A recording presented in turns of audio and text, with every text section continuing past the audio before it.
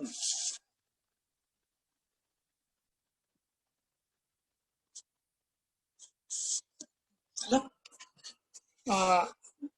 Hello, good morning to everybody.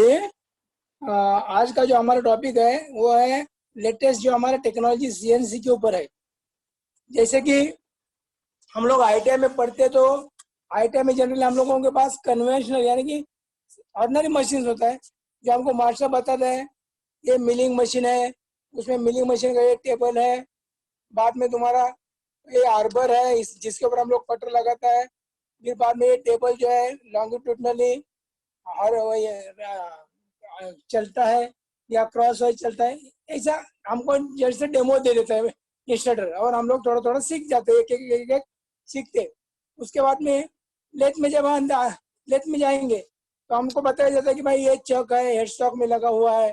फिर बाद में ये बेड है जिसके ऊपर हमारा कैरेज स्लाइड हो रहा है, कैरेज के ऊपर हमारा क्रॉस स्लाइड स्लाइड होता है, क्रॉस स्लाइड के ऊपर हमारा हैंड स्लाइड है, हैंड स्लाइड हमारा एंगल में या स्ट्रेट स्लाइड होता है। ये ऐसा हमको इंस्ट्रक्टर बताता है ताकि हम लोग एक चीज के बारे में जानकारी ले लेते हैं।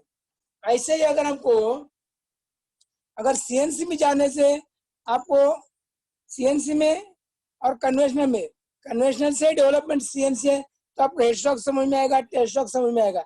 लेकिन बाकी का जो कैरेज मूवमेंट्स है, क्रॉस लाइन मूवमेंट्स है या कंपाउंड रेस्ट मूवमेंट्स है, ये जब तक आपको बताएगा नहीं तब तक मालूम नहीं पड़ेगा। इसलिए आज का मेरा टॉपिक है सीएनसी एक्सिस डेजिग्नेशन, फिर उसके बाद में मशीन जीरो, उसके बाद में मशीन एक्सिस, फिर बाद में मशीन जीरो, वर्क जीरो और हुआ तो वर्क कोऑर्डिनेट सिस्टम। तो अभी मैं आपको राइट हैंड कोऑर्डिनेट सिस्टम के बारे में बोलने जा रहा हूँ। जैसे कि आपको पता है कन्वेंशनल मशीन में कैरेज होता है, क्रॉस स्लाइड होता है, या मिलिंग मशीन पर जाएगा तो टेबल होता है। ये कन्वेंशनल में उसको टेबल बोल सकता है, कैरेज बोल सकता है, क्रॉस स्लाइड बोल सकता है। लेकिन सीएनसी में उसको टेबल, क्रॉस स्लाइड, कैरेज बोलने से मशीन को कुछ भी समझ में नहीं आता है। उसको आपको एक स्पेसिफिक लेटर से डेजिग्नेट करना पड़ता है।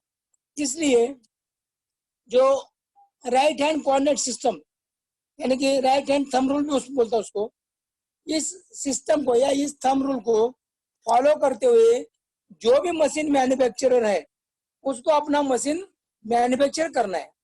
तो according to right hand thumb rule system, ये है थंब रूल सिस्टम में अपना जो राइट हैंड है उसका थंब, इंडेक्स फिंगर और मिडल फिंगर, ये तीन को हमको जैसे मैंने ड्राइंग में दिखाया है ऐसा अगर हम ब्रैकेट बनाएंगे, ड्राइंग में दिखाया ऐसा अगर हम लोग ऐसा ब्रैकेट बना के मशीन के सामने खड़े रहने से हमको एक एक्सिस के बारे में पता चलता है। तो ये थंब रूल क्या बोलता है, आप मशीन पर जाइए, जो फोर्थ और फिफ्थ फिंगर है उसको क्लोज कर दीजिए और मशीन में जाके आपका जो मिडल फिंगर है जिसको मैं ड्राइंग में दिखाया देखो जेड, उस फिंगर को मशीन के स्पिंडल डायरेक्शन में खड़ा कर दीजिए, यानी कि स्पिंडल की तरफ उसको दर्शाइए। आप इसको अगर स्पिंडल की तरफ दर्शाया तो वाई और एक्स यानी कि थंब और तुम्हारा जो इंडेक्स फिंगर है उसका डेजिग्नेशन आपको ऑटोमेटिक मिल जाता है। कैसे मिल जाता है, तो जो मिडल फिंगर है, हमारा जो मिडल फिंगर है ये कभी भी हमारा स्पिंडल डायरेक्शन दर्शाते हैं, यानी कि जो स्पिंडल होता है उसमें आपका मिडल फिंगर गया और स्पिंडल जो होता है मशीन का ये होता है Z axis. Be careful, machine किसी भी मशीन पर आप जाइए, सीएनसी मशीन पर आपको अगर स्पिंडल दिखता है तो आंख बंद करके बोल दीजिए कि ये मशीन का जेड एक्सिस है। फिर बाद में जो इंडेक्स फिंगर है ये होता है मेरा वाई एक्सिस और थंब जो है ये होता है मेरा टेबल। तो ये जनरली 3 एक्सिस होता है जो हमारे मिलिंग मशीन में होता है, टेबल होता है, आर्बर होता है और तुम्हारा टेबल का हॉरिजॉन्टल तथा क्रॉसवाइज मूवमेंट होता है। ये 3 मूवमेंट्स होता है। ये 3 मूवमेंट्स के लिए टेबल जो है वो एक्स का काम करता है, वाई जो होता है कॉलम पर होता है जिसमें हमारा कटर लगता है और और दूसरा जो जेड है ये हमारा स्पिंडल होता है जिसमें हमारा कटर लगता है। वाई एक्स को 90 डिग्री में क्रॉस चलता है। तो ये 3 एक्सिस मिलिंग का एक्सिस है। इसके अलावा जो लेथ होता है लेथ हमारा 2 एक्सिस का ही होता है, उसमें वाई नहीं होगा। तो वाई को मैं क्लोज कर देने से मेरा जेड और एक्स ये 2 एक्सिस मुझे मिल जाता है, लेथ के लिए जेड और एक्स मिल जाता है।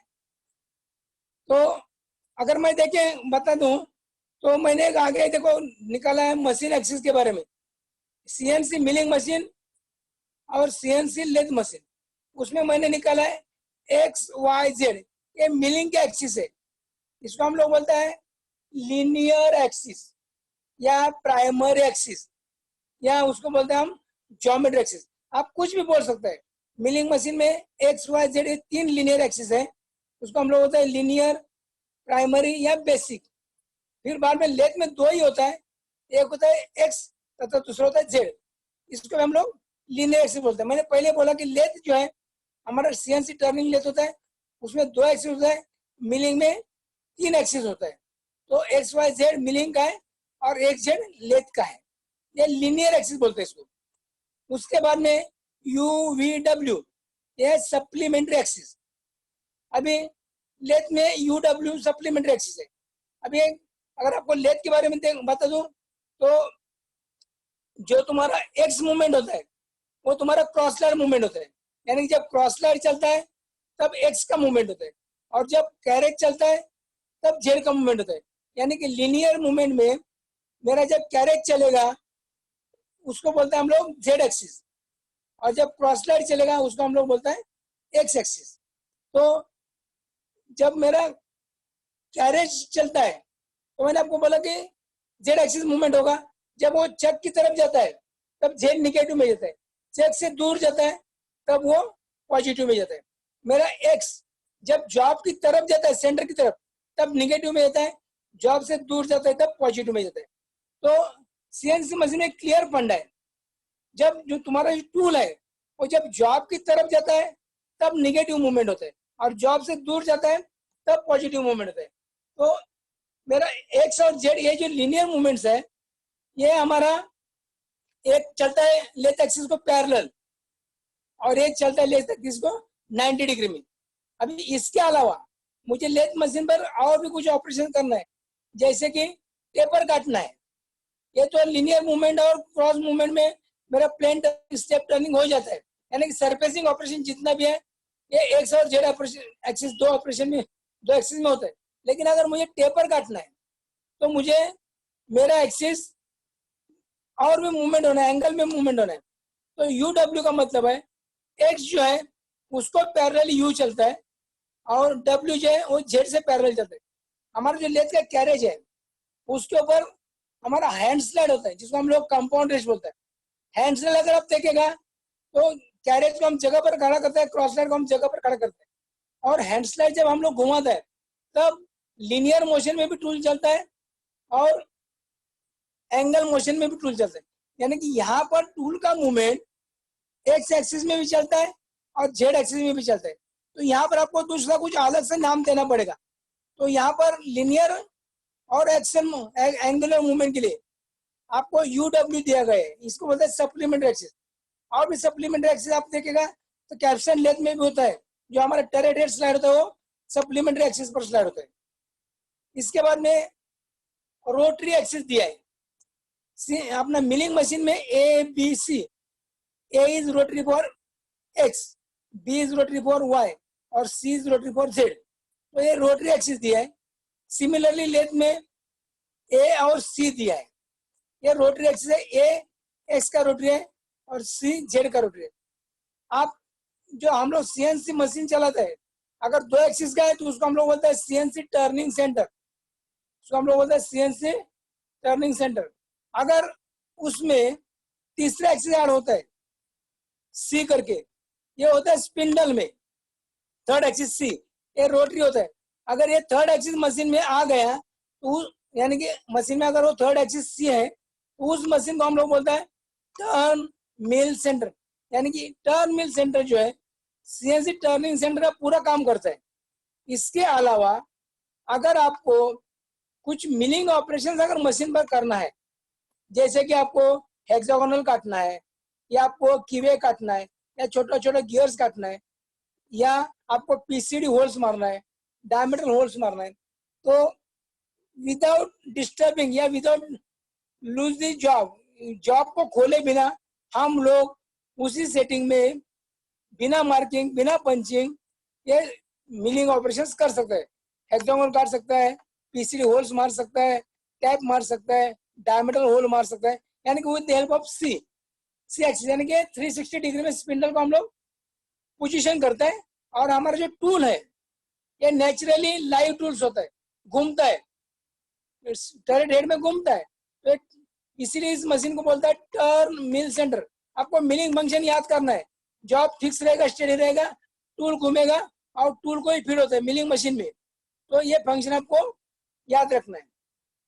उसके बाद में नेक्स्ट एक्सिस मैंने दिया है आई जे के, यह है आर्क इंटरपोलेटर्स, यानी कि मुझे अगर मशीन पर कोई आर्क काटना है, रेडियस काटना है, तो जनरली सारा मशीन रेडियस वैल्यू नहीं लेता है।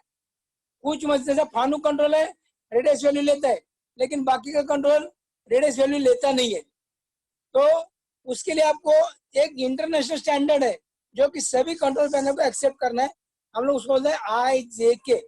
अगर मिलिंग मशीन में मुझे आर्क काटना है तो मुझे IJ का इस्तेमाल करना पड़ता है, क्योंकि वो जेड एक्सिस में मेरा टूल होता है और जॉब मेरा XY एक्सिस में होता है। इसलिए मुझे मिलिंग मशीन पर अगर आर्क काटना है तो IJ का इस्तेमाल करना पड़ता है। और सेम अगर आर्क मुझे लेथ पर काटना है तो वहां पर मुझे IK का इस्तेमाल करना पड़ता है, क्योंकि लेथ में मेरा जॉब रोटेशन में होता है, इसलिए वहां पर मुझे IK का इस्तेमाल करना पड़ता है। तो ये होगा मेरे मशीन एक्सिस के बारे में। अब मुझे मशीन एक्सिस हो गया, अब मुझे आपको मशीन जीरो के बारे में बोलने जा रहा हूँ। सो मशीन जीरो जो है एक फिक्स पॉइंट होता है, जो कि मशीन रेफरेंस के बाद एज ए ऑपरेटर आपको जब मशीन पर जाएंगे आप लोग, तो आपका सबसे पहला फर्ज होता है कि मशीन एक्सिस को रेफरेंस करना, यानी कि होमिंग करना। तो जब मैं मशीन पर जाऊंगा तो मैं मशीन ऑन करूंगा, ऑन करने के बाद मशीन एक्सिस को रेफरेंस करने के लिए जॉग मोड में जाके एक्सिस को मुझे मूवमेंट देना पड़ता है, या फिर एक रेफरेंसिंग के लिए ऑटो मोड होता है, ऑटो मोड में जाके मुझे मशीन को रेफरेंस करना है। यानी कि जब तक मैं मशीन को रेफरेंस नहीं करूंगा तब तक मेरा मशीन कोई भी कमांड एक्सेप्ट नहीं करता है। तो ये जो रेफरेंसिंग है वो मशीन जीरो के साथ जुड़ा हुआ है, यानी कि मशीन जीरो से रेफरेंस पोजीशन का वैल्यू होता है। यहाँ पर मैंने निकाला, देखो एक ड्राइंग दिखाया, चक लगाया है और चक का जो जहां पर स्पिंडल पर लगाया है वहां पर एक ऑरिजिन दिखा है, और बाद में एक ऊपर टरेट पोजीशन दिखा है, वहां पर लिखा है मशीन जीरो पोजीशन। एक्चुअली ये टरेट जीरो पोजीशन है, मशीन से मेजर किया हुआ, और जो चक लगा हुआ है ये है मशीन जीरो पोजीशन, यानी कि चक जहां पर बैठा है। दूसरा ड्राइंग में देखो मशीन जीरो में दिखा है मशीन जीरो पॉइंट, वहां पर मैंने लिखा है चक जहां पर बैठा उधर यम दिया है। तो ये जो सिंबल है उसको बोलते हैं ऑरिजिन। ये सिंबल दिखाता है कि भाई यहाँ पर एक्स और जेड का वैल्यू मेरा जीरो है और ये मशीन जीरो है। वहां से आगे मेरा चक है और मशीन जीरो से मेरा टरेट पोजीशन, जिसको हम लोग बोलते हैं होम पोजीशन, ये होता है। तो मेरा जो होम पोजीशन वैल्यू होता है या रेफरेंस पोजीशन वैल्यू होता है, ये मशीन जीरो से मेजर किया जाता है एक्स तथा जेड एक्सिस में। तो मशीन जीरो के बारे में मैं बता देता हूँ। मशीन जीरो जो है ये सिर्फ और सिर्फ कंट्रोल पैनल को जानकारी रहता है, यानी जब मैं मशीन रेफरेंस करूंगा, मशीन को मैं होमिंग करूंगा, होमिंग करने के बाद मेरा सिस्टम कोई भी कमांड एक्सेप्ट करता है, क्योंकि system knows where is machine zero and मेरा एक्सिस पोजीशन क्या है, व्हाट इज मेरा एक्सिस पोजीशन। ये आफ्टर रेफरेंसिंग सिस्टम को जानकर रहता है। जब तक हम रेफरेंसिंग नहीं करेगा तब तक मशीन अपना पोजीशन दिमाग में नहीं रखेगा, यानी कि सिस्टम जानेगा नहीं, सिस्टम रीड नहीं करेगा। इसलिए सबसे पहले आपको रेफरेंस करना है, रेफरेंस होने के बाद ही आपको पता चलता है। इसलिए पहला पॉइंट मैंने दिया है, machine zero is only the known point two the control panel, यानी कि आफ्टर रेफरेंसिंग मशीन एक्सिस का पोजीशन कंट्रोल पैनल को जानकारी में रहते हैं, तब तक कुछ नहीं है। स्विच ऑन ऑफ करने के बाद मशीन अपना पोजीशन भूल जाता है, इसलिए मशीन रेफरेंस कर रहे हैं। नेक्स्ट लिखा है आफ्टर रेफरेंसिंग और homing the value shows on screen in absolute system that is measure from machine zero. यानी कि जैसे ही मैं रेफरेंस करूंगा आपके स्क्रीन में राइट साइड टॉप में मशीन जीरो का वैल्यू यानी कि मशीन एक्सिस का वैल्यू दिखाता है। वो जो एक्सिस वैल्यू जो है वो वैल्यू मशीन जीरो से मेजर किया है, यानी कि राइट साइड में एक्स कितना है और जेड कितना है, ये वैल्यू आपको टॉप में मालूम पड़ता है। ये वैल्यूज मशीन जीरो से मेजर किए रहते हैं। देन मशीन जीरो जो है ये मशीन ऑब्लिक कंट्रोल मैन्युफैक्चर, जो मशीन बनाता है वो कंट्रोल मैन्युफैक्चर को बोलता है कि भाई ऐसा ऐसा परिस्थिति में मशीन है, इसका ये पोजीशन है। अकॉर्डिंग टू दैट वो आपका कंट्रोल पैनल में वैल्यू सेट करके मशीन जीरो का वैल्यू सेट कर देते हैं। So machine zero value is set by machine oblique control manufacturer, no anyone allowed to change this value for any purpose. यानी कि कभी सपोज मेंटेनेंस निकला है या कुछ भी है तो आपको मशीन जीरो डिस्टर्ब करने का कोई राइट्स नहीं है। उसके बाद में मैंने दिया machine zero is generally imaginary point, यानी ये जो पॉइंट होता है ये इमेजिनरी पॉइंट होता है। हम लोग उसको फील करके टच करके फील नहीं कर सकते कि भाई ये मशीन जीरो है। हाँ, यू कैन इमेजिन कि भाई ये यहाँ पर हो सकता है या यहाँ पर है, ऐसा हम फील करते हैं, लेकिन वो इमेजिनरी पॉइंट है। उसके बाद में मशीन जीरो के बाद में मैंने आपको बताया कि मशीन जीरो, अभी मशीन जीरो से मेरा जो एक्सिस मूवमेंट होता है अकॉर्डिंग टू मशीन जीरो होता है।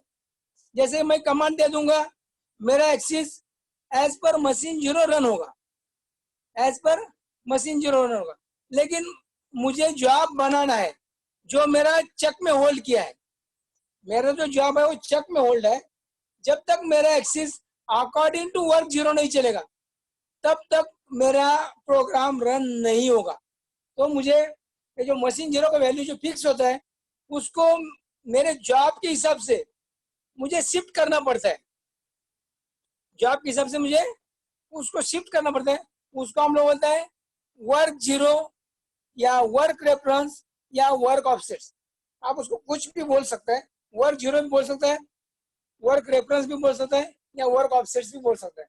तो ये क्या है, मशीन जीरो से मुझे मेरा जो पकड़ा हुआ जॉब है वो स्पिंडल में कितना लंबाई तक बाहर है वो जेड एक्सिस में बताना पड़ेगा, और उसका एक्स ऑफसेट का एक्स का जो सेंटर पॉइंट है वो किस हालत में है, यानी कि इसका डिस्टेंस कितना है, ये वैल्यूज मुझे कंट्रोल सिस्टम में इनपुट करना पड़ता है। इसीलिए जो कंट्रोल पैनल होता है वहां पर एक ऑफसेट बटन होता है, ऑफसेट बटन के ज्योमेट्री ऑफसेट करके लिखा रहता है ज्योमेट्री। जब मैं ज्योमेट्री को बटन प्रेस करूंगा तो मेरे स्क्रीन पर टूल ज्योमेट्री खुल जाता है। टूल ज्योमेट्री खुलने से वहां पर मुझे ऑफसेट्स वैल्यू डालना होता है। तो मैंने एक छोटा सा टेबल बनाया है जिसमें लिखा है मैंने टूल ज्योमेट्री ऑफसेट फाइल। एक फाइल होता है, इसमें अगर आप देखेगा ऑफसेट फाइल ओपन करने से स्क्रीन के नीचे जो मेनू बटन्स होते हैं उसमें ज्योमेट्री ऑफसेट, वर्क ऑफसेट और वियर ऑफसेट ऐसे अलग अलग टाइप्स होते हैं कुछ। तो हमको टूल ज्योमेट्री ऑफसेट में जाना है। टूल ज्योमेट्री ऑफसेट में ज्योमेट्री ऑफसेट ओपन होता है, उसमें ज्योमेट्री नंबर्स होते हैं 001, 002, 003, ये बहुत सारे होते हैं। अभी लेथ मशीन अगर आप देखेगा तो लेथ मशीन में 8 स्टेशन टरेट होते हैं, यानी कि मेरा जो मशीन है आज की डेट में हमारे पास जो मेरा से पास जो मशीन है उसमें 8 स्टेशन है, यानी कि you can able to hold different 8 tools, यानी कि हम लोग अलग अलग 8 टूल्स के लिए सेटअप लगा सकते हैं। तो ये जो 8 टूल्स हैं इस 8 टूल्स का मुझे ज्योमेट्री ऑफसेट में एक्स का वैल्यू और जेड का वैल्यू कंपलसरी इनपुट करना है हर एक टूल का। और आगे दिया मैंने टूल रेडियस, तो टूल रेडियस को भी उसमें मुझे इनपुट करना पड़ेगा। जब तक ये इनपुट नहीं होगा तब तक आप tool according to work zero नहीं चलेगा। आपका जो वर्क जीरो दिखाया देखो स्क्रीन पर मैंने एक ड्राइंग बनाया उसमें दिखाया वर्क जीरो या प्रोग्राम जीरो बोलते हैं उसको। इसमें आपको जो सेंटर पॉइंट है वो वर्क 0 है, और वो वर्क 0 सेटअप करने के लिए मैंने आगे ज्योमेट्री ऑफसेट दिया है। ज्योमेट्री ऑफसेट फाइल में मुझे ये वैल्यूज इनपुट करना पड़ता है। तो उस इनपुट करने के लिए एक फॉर्मूला है कुछ, तो ऊपर मैंने दिया, देखो एक्स ऑफसेट कैसे निकालने का है। तो एक्स ऑफसेट निकालने के लिए मुझे कटिंग टूल को एक्टिव करके जो हमारा जॉब है उसके ऊपर एक लाइट कट काटना पड़ता है। लाइट कट लेने के बाद टूल को डिस्टर्ब किए बिना हमारा जेड एक्सिस को हम पीछे लेके जाना है। पीछे लेके जाने के बाद मशीन स्विच ऑफ करके, यानी कि बंद करके, उस डायमीटर को मुझे मेजर करना है ताकि जॉब आउट ना रहे, आपको एग्जैक्टली रीडिंग मिले। तो ये रीडिंग लेके जो मेरा स्क्रीन रीडिंग ऊपर होता है एक्स का, जैसे मैं मूवमेंट करूंगा मेरा एक्सिस मूवमेंट दिखता है, तो एक्स में कुछ स्क्रीन रीडिंग आया होगा।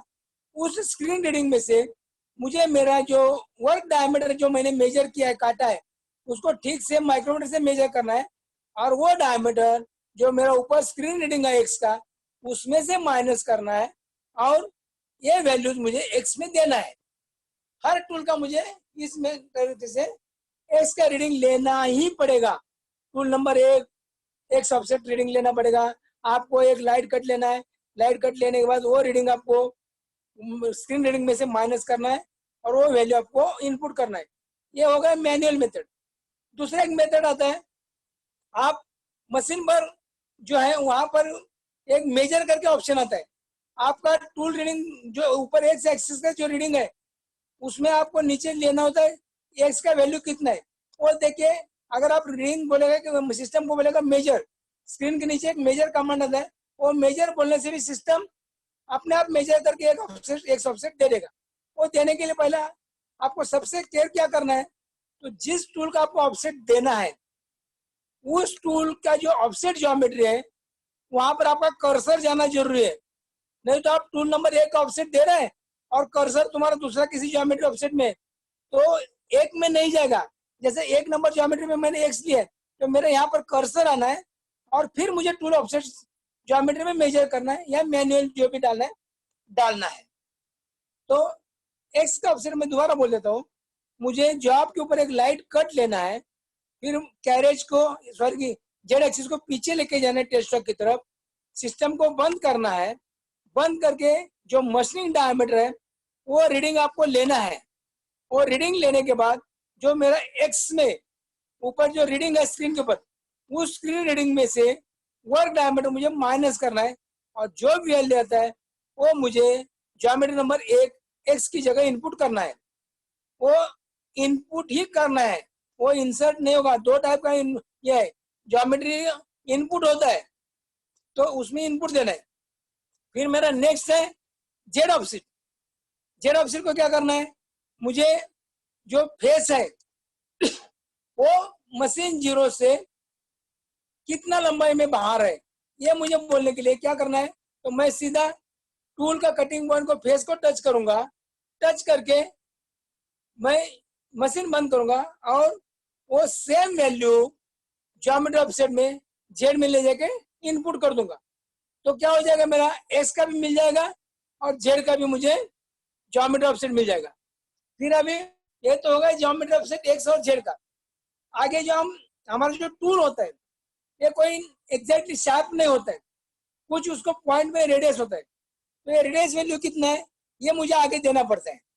तो ये तीनों वैल्यू हमको टूल ज्योमेट्री ऑफसेट में मेरे मशीन पर जितना भी टूल्स एक्टिव होने वाले हैं, एक सपोज टर्निंग टूल है तो टर्निंग टूल का मुझे ज्योमेट्री ऑफसेट देना पड़ेगा। फिर मेरा तुम्हारा पार्टिंग टूल है, पार्टिंग टूल का भी मुझे ज्योमेट्री ऑफसेट देना पड़ेगा।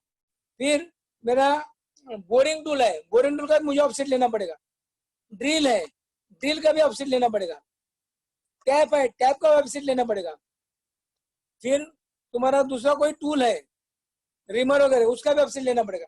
इसमें एक मुझे और आपको बताना है कि ड्रिल, रिमर और टैप, ड्रिल, रिमर और टैप, ये जो टूल्स है ये सिंगल स्ट्रोक में मटर करता है। यानी कि 10 mm का ड्रिल मारना है तो सीधा सीधा 10 mm का ड्रिल काटेगा, मुझे 10 mm का टैप मारना है तो सीधा सीधा 10 mm का टैप काटेगा। रिमर मारना है 10 mm का, सीधा 10 mm का रिमर मारेगा। ये जो ऑपरेशन है ये मेरा सेंटर में ऑपरेशन होता है। हमारा जो मशीन 2 एक्सिस का है, सीएनसी टर्निंग वो ऑपरेशन सेंटर में होता है। तो यहाँ पर ड्रिल, रिमर और टैप, इनका लिए ऑफसेट स्टैंडर्ड होता है, जो आपको कंपनी में जब मशीन कमीशनिंग करता है उस समय बता देता है कि एक्स का ऑफसेट क्या है ड्रिल, रिमर, टैप के लिए। क्योंकि हमारा मशीन जब आया था हमको बताया है, तो मैंने वो लिख के रखा है कि एक्स ऑफसेट कितना है। तो आप पूछने से बता सकते हैं या फिर आप उसको निकाल भी सकते हैं। तो ये होगा मेरा वर्क ऑफसेट के बारे में। ये मैंने आगे ड्राइंग दिया है, देखो एक्स और जेड ऑफसेट का एक छोटा सा ड्राइंग बनाया है, और उसमें मैंने एक्स तथा जेड ऑफसेट ज्योमेट्री के बारे में बताया है। एक ज्योमेट्री ऑफसेट कहाँ है, ये 2 पॉइंट ऑन टूल प्रोग्राम, ये मतलब ये मेरा जो पॉइंट ऑन द प्रोग्राम है, ये होता है मेरा होम पोजीशन। होम पोजीशन से मेरा टूल कितना बाहर है डायमीटर में, ये मेरा ज्योमेट्री ऑफसेट में आएगा। क्योंकि ये पॉइंट ऑन टूल प्रोग्राम और मशीन जीरो जब मैं मैच करूंगा तब मेरा एक जीरो बन जाएगा। यानी कि जब मैं पॉइंट ऑन प्रोग्राम यानी कि टरेट रेफरेंस का जीरो और मशीन रेफरेंस का जीरो जब मैं इकट्ठा मिलाऊंगा तब मेरा मशीन का एक्सिस एक्स और जेड क्लोज हो जाएगा। अब इससे टूल कितना बाहर है लंबाई एक्स एक्सिस में, ये मुझे मशीन को इनपुट करना है, जिसको मैं बोला आपको एक्स ऑफसेट। और फिर सिमिलरली जेड ऑफसेट ऐसे ही है, जेड ऑफसेट मेरा लॉन्गिट्यूडनल है, एक्स ऑफसेट मेरा क्रॉस वाइज है। इसके बाद में मैंने वर्क कोऑर्डिनेट सिस्टम ये रखा है। वर्क कोऑर्डिनेट सिस्टम में 3 टाइप का कोऑर्डिनेट सिस्टम है। एक होता है एब्सोल्यूट कोऑर्डिनेट सिस्टम, जिसको हम लोग बोलते हैं G90। दूसरा होता है इंक्रीमेंटल कोऑर्डिनेट सिस्टम और रिलेटिव कोऑर्डिनेट सिस्टम, उसको हम लोग बोलते हैं G91। और तीसरा होता है पोलर कोऑर्डिनेट सिस्टम। ये जो 3 सिस्टम है, absolute coordinate system ACS G90 से डेजिग्नेट किया जाता है। दूसरा है इंक्रीमेंटल कोऑर्डिनेट सिस्टम, इसको हम बोलते हैं रिलेटिव कोऑर्डिनेट सिस्टम, G91 से डेजिग्नेट किया जाता है। और तीसरा जो है पोलर कोऑर्डिनेट सिस्टम, इसके लिए कोई स्टैंडर्ड कोड नहीं है, सिस्टम टू सिस्टम इसका कोड चेंज हो जाता है। तो आपको जिस मशीन पर पोलर कोऑर्डिनेट इस्तेमाल करना है वहां पर उस मशीन का पोलर एक्टिव कोड और पोलर डीएक्टिवेट कोड क्या है वो आपको देखना है। मेरा जो लेथ मशीन होता है उसमें अगर 2D दो एक्सिस का मशीन है यानी कि एक्स और जेड, वहां पर पोलर का जरूरत नहीं पड़ता है। वहां पर आपको सिर्फ 90 या 91 का इस्तेमाल करना है। पोलर कोऑर्डिनेट्स सिर्फ और सिर्फ जिस मशीन में 3rd एक्सिस है उस जगह पर पोलर कोऑर्डिनेट्स का जरूरत पड़ता है। इसलिए पोलर को आप हमारा जो लेथ है वहां पर पोलर कोऑर्डिनेट्स की जरूरत बिल्कुल नहीं है। तो उसको आप अभी ये नहीं करना। पोलर कब आएगा, जब मेरा मशीन में 3rd एक्सिस सी होगा मोड, तब लेथ में भी पोलर का प्रोग्रामिंग होगा। लेकिन 2D में 2 एक्सिस में हमारा पोलर प्रोग्रामिंग नहीं होता है। तो मैंने एक ड्राइंग बनाया है, एक सिंपल ड्राइंग बनाया है जिसमें 4 स्टेप्स हैं, 4 डायमीटर्स हैं और अलग अलग स्टेप्स में मुझे कोऑर्डिनेट्स कैलकुलेट करना है। तो उसके लिए मैंने वर्क जीरो, देखो लेथ का वर्क जीरो जो होता है वो फेस पे पॉइंट में होता है, यानी कि जहां पर आपका राइट फेस होता है वहां पर वर्क जीरो होता है। वर्क जीरो से राइट साइड में तुम्हारा जेड पॉजिटिव जाता है और लेफ्ट साइड में जेड निगेटिव जाता है। फिर बाद में हमारा सीएनसी मशीन में जो टूल होता है रियर में होता है, यानी कि एक्सिस के अपोजिट होता है, ऑपरेटर के अपोजिट में होता है। इसलिए जब मेरा टूल, मैंने आपको पहले बताया है कि जब मेरा टूल का मूवमेंट जॉब से दूर जाता है, सेंटर से दूर जाता है, तब ये पॉजिटिव मूवमेंट में जाता है। और जैसे ही सेंटर की तरफ आता है निगेटिव मूवमेंट के लिए आता है। तो वर्क जीरो से मैंने एरो निकाल के देखो ऊपर दिखा है एक्स पॉजिटिव और राइट साइड में दिखा है जेड पॉजिटिव। और मेरा एंटायर वर्क पीस जो है यह है मेरा सेकंड क्वाड्रेंट में, जहां पर मेरा एक्स पॉजिटिव है और जेड निगेटिव है। तो इसका मुझे कोऑर्डिनेट कैलकुलेशन करते समय अभी थोड़ा आपको दिक्कत आएगा। दो टाइप से कोऑर्डिनेट कैलकुलेट किया है। एक किया है G90 एब्सोल्यूट कोऑर्डिनेट सिस्टम, उसमें मेरा जो कोऑर्डिनेट सिस्टम है, मैंने पॉइंट्स दिया, देखो P1 लिखा है, P2 लिखा है, P3 लिखा है, P4 लिखा है, P5 है, P6, P7, P8, P9, यानी कि मेरा जो टूल जाएगा एक पॉइंट टू पॉइंट जाएगा। जब मैं प्रोग्राम बनाऊंगा एक एक ब्लॉक बाय ब्लॉक मेरा प्रोग्राम चलते रहेगा। इसलिए पहले मुझे एज ए प्रोग्रामर मुझे कोऑर्डिनेट्स कैलकुलेट करने के लिए आना जरूरी है। जब मैं कोऑर्डिनेट कैलकुलेशन करूंगा तभी मेरा मैं प्रोग्राम लिखूंगा। अभी इसका लिंकेज कैसे, देखो मशीन 0 से मुझे सबसे मेन है वर्क ऑफसेट कैलकुलेट करने के लिए आना है। जब मैं वर्क ऑफसेट कैलकुलेट करूंगा तब मुझे मेरा प्रोग्राम के लिए वर्क ऑफसेट इनपुट करना सीखूंगा। इनपुट करने के बाद मुझे वर्क 0 के बाद मेरा जो जॉब है उसका कोऑर्डिनेट्स कैलकुलेट करके फिर मैं प्रोग्राम के लिए जाऊंगा। यानी कि मशीन 0 से वर्क 0, वर्क 0 से वर्क कोऑर्डिनेट्स। अभी मैं वर्क कोऑर्डिनेट्स के लिए आपको दिखाया वर्क 0। ये वर्क 0 जो है इसका वैल्यू हम लोग G54 से लेके G59, जो मेरा G कोर्स में आपको नेक्स्ट क्लास में अगर हुआ तो मैं बता दूंगा G54 से G59 जो वर्क 0 है उसके बारे में। तो यहाँ पर हम लोग 0 रख के मेरा मशीन जो है ये 2 एक्सिस का है, तो मैं एक्स और जेड का ज्योमेट्री ऑफसेट सीधा सीधा टूल ज्योमेट्री में डाल देता हूँ। वर्क ऑफसेट में हम 0 पोजीशन रख देते हैं, तो ये बाय डिफॉल्ट G54 मेरा मशीन में एक्टिव होता ही है 0। यहाँ से मैं भी प्रोग्राम लिखूंगा। P1 यानी कि पॉइंट 1 के लिए कोऑर्डिनेट्स लिखूंगा, पॉइंट 2 के लिए कोऑर्डिनेट्स निकालूंगा, पॉइंट 3 के लिए कोऑर्डिनेट्स निकालूंगा, पॉइंट 4 के लिए कोऑर्डिनेट्स निकालूंगा, पॉइंट 5 के लिए कोऑर्डिनेट्स निकालूंगा। ऐसा मैं एक एक पॉइंट्स के कोऑर्डिनेट्स कैलकुलेट करूंगा और फिर बाद में उसको मैं प्रोग्राम में डालूंगा। अभी आप देखिए यहाँ पर मैंने G90 एब्सोल्यूट कोऑर्डिनेट सिस्टम में कोऑर्डिनेट्स कैलकुलेट किया है। तो P1 का मेरा कोऑर्डिनेट्स है x0 z0, यानी कि एब्सोल्यूट कोऑर्डिनेट सिस्टम में जो मेरा पॉइंट है वो ओरिजिन है, और ओरिजिन जो होता है वहां पर सारा वैल्यूज 0,0 रहता है। इसलिए P1 का मेरा वैल्यूज आया है x0 z0। उसके बाद में मेरा टूल जो है वो ओनली एक्स एक्सिस में मूवमेंट हो रहा है, जेड एक्सिस में मूवमेंट नहीं है। इसलिए कितना मूवमेंट हो रहा है, तो 20।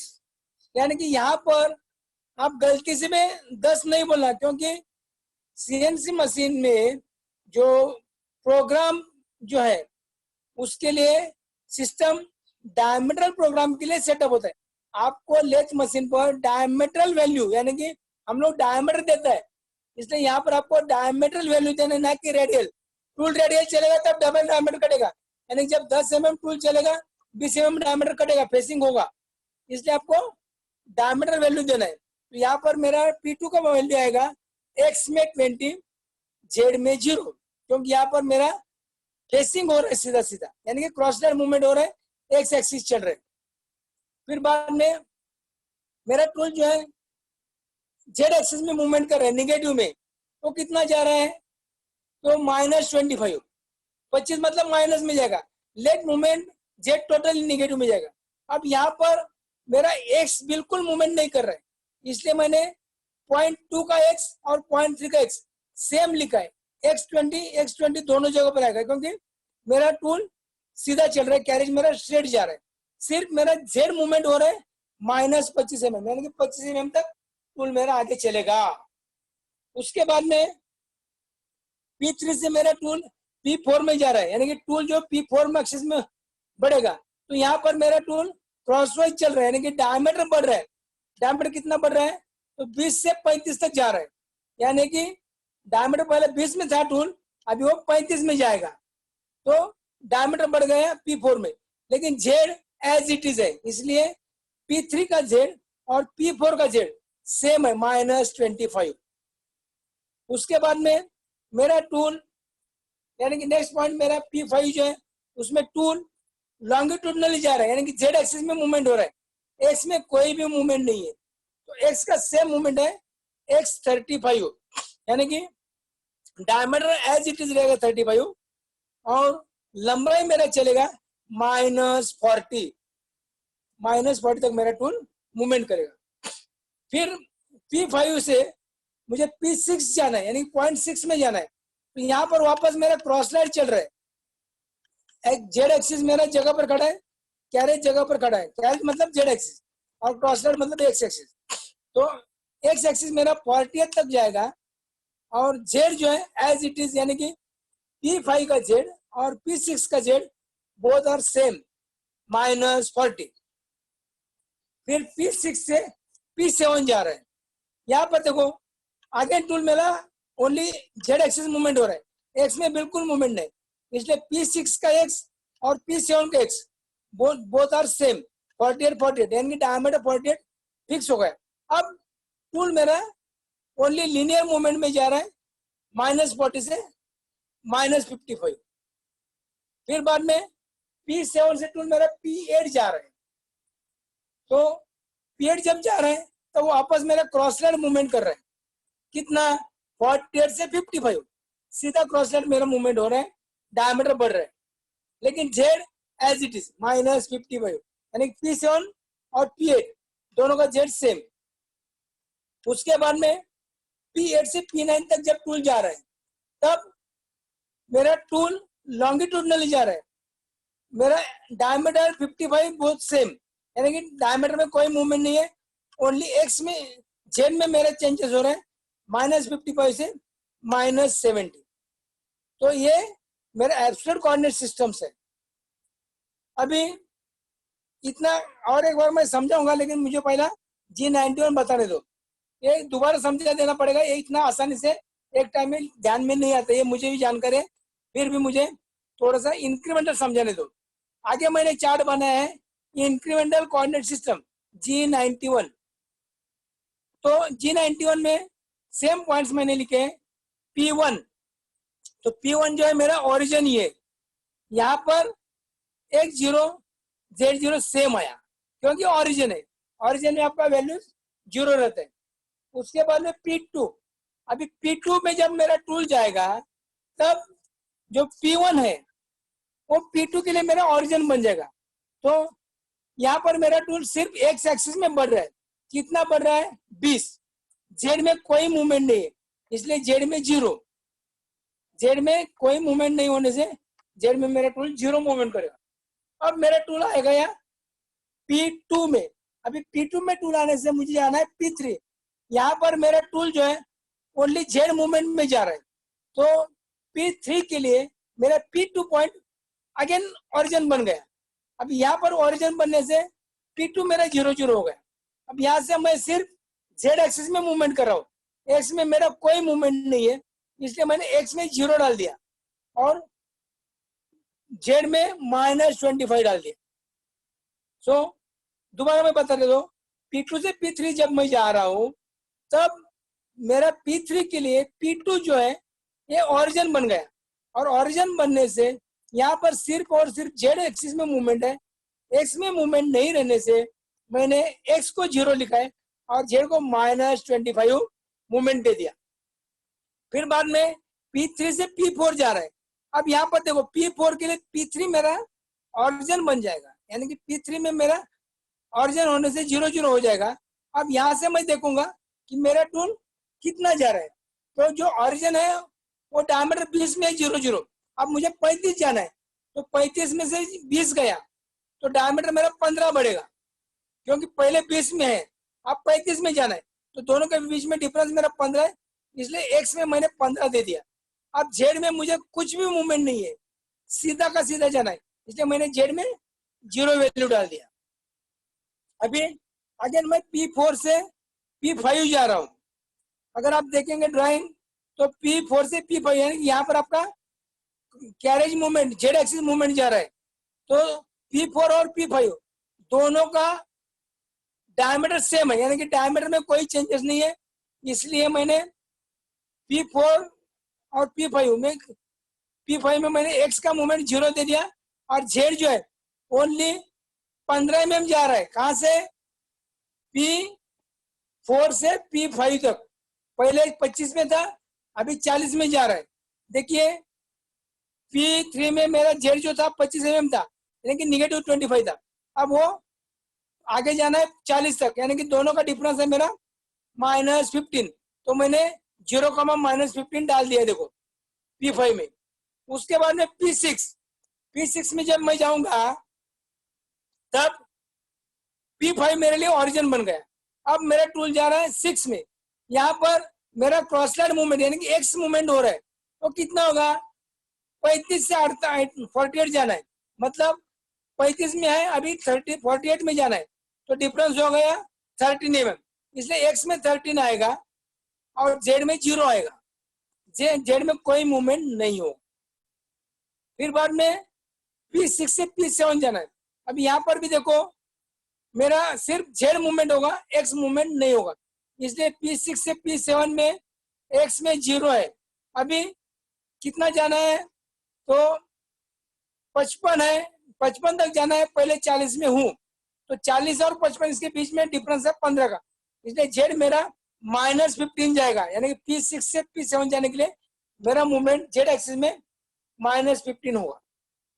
उसके बाद में P7 से P8, यहाँ पर मेरा एक्स एक्सिस मूवमेंट कर रहा है, कितना मूवमेंट हो रहा है तो 48 से 55 तक जा रहा है, तो 55 मतलब दोनों के बीच में डिफरेंस है 7 mm, तो 8 का मेरा कोऑर्डिनेट्स आएगा एक्स में 7, जेड में 0। फिर बाद में P8 से P9 तक जाना है।